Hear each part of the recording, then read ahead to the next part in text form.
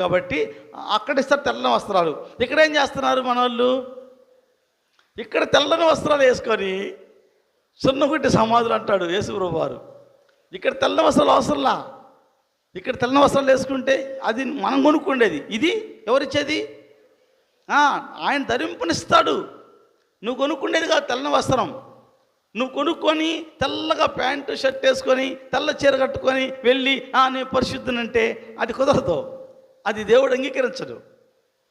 ఆయన ఇవ్వాలి. ఒక పెళ్లి విందు జరుగుతూ ఉందంట. ఆ పెళ్లి విందులో అందరికీ ఒక యూనిఫామ్ పెట్టాడు. ఆ పెళ్లి విందు చేసే యజమాని అందరికి ఒక డ్రెస్ కోడ్ పెట్టాడు. ఆ పెళ్లి కుమారుడు వచ్చి వాళ్ళందరికీ రాగానే రండి అని ఆహ్వానించి వాళ్ళకి ఆ డ్రెస్ ఇస్తున్నారు. వైట్ డ్రెస్ ఇస్తున్నారు. అందరు వైట్ డ్రెస్ వేసుకొని ఒక యూనిఫామ్ ఉండాలని చెప్పని ఆయన ఉద్దేశం. ఒక ఆయన మంచి ధనవంతుడు, కోటీశ్వరుడు.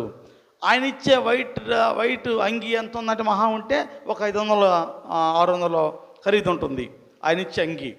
కానీ ఆయన వేసుకున్న కోటు 50,000 1,00,000 ఖరీదు ఉండే కోటు.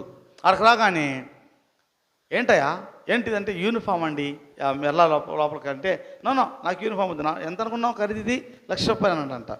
నీకు 1,00,000 ఉండొచ్చు, 10 లక్షలు ఉండొచ్చు అయ్యా, ఇది వేసుకుంటే లోపల పెళ్లి విందులోకి ఆహ్వానిస్తానంటే భలేవాడులే దాని ఖరీదు అంత అని చెప్పి వెళ్ళాడు షూట్ వేసుకొని. ఆడికి వెళ్ళగానే ఆయన వచ్చాడు. పెళ్లి వస్త్రం లేదు ఆయనకి. వచ్చి అడిగాడు పెళ్లి కుమారుడు, అయ్యా నీకు వస్త్రం ఇవ్వలేదా?